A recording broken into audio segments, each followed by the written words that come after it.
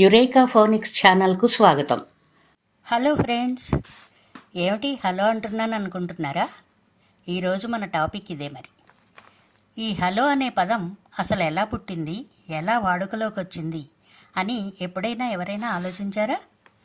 మనం ఎవరికైనా ఫోన్ చేసినా లేదా మనకి ఎవరైనా ఫోన్ చేసినా మనం ముందుగా పలికే పదం హలో. ఫోన్లోనే కాదు, ఒక్కొక్కసారి ఎదుటి వ్యక్తిని పలకరించడానికి కూడా ఈ హలో అనే పదం వాడతాం. ఈ హలో అనే పదాన్ని ఒక్కొక్కరు ఒక్కొక్క స్టైల్లో కూడా పలుకుతుంటారు. ఇంతకీ విషయానికి వస్తే ఈ హలో అనే పదం ఒక అమ్మాయి పేరట. ఆశ్చర్యంగా ఉంది కదూ, కానీ ఇది నిజం.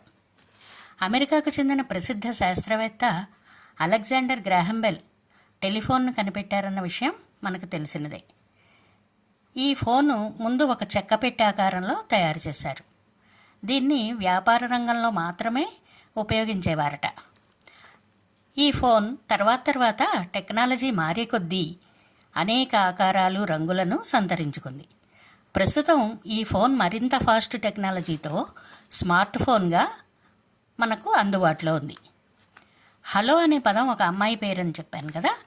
ఇంతకీ ఆ అమ్మాయి ఎవరు, ఏమా కథ అంటే, అలెగ్జాండర్ గ్రాహం బెల్ గారి గర్ల్ ఫ్రెండ్ పేరు మార్గరెట్ హలో అట.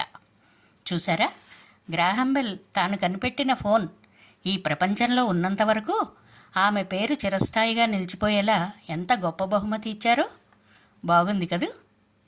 ఇది ఒక ఇంగ్లీషు స్కిట్ నుండి సేకరించిన సమాచారం మాత్రమే, కానీ ఇది నిజం కాదని, అలెగ్జాండర్ గ్రాహం బెల్ టెలిఫోన్లో శబ్ద తరంగాలు వచ్చిన వెంటనే అహోయ్ అనే పదాన్ని పలికారని, ఆ తరువాత అమెరికాకు చెందిన ప్రసిద్ధ శాస్త్రవేత్త థామస్ ఆల్వా ఎడిసన్ హలో అనే గ్రీటింగ్ పదాన్ని రూపొందించి మొట్టమొదటిసారిగా టెలిఫోన్ ఎక్స్చేంజ్లో ప్రవేశపెట్టారని మరో వివరణ కూడా ఉంది.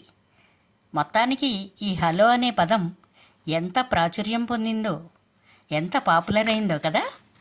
Thanks for watching my video. నా ఛానల్ను సబ్స్క్రైబ్ చేస్తారు కదూ. నమస్తే.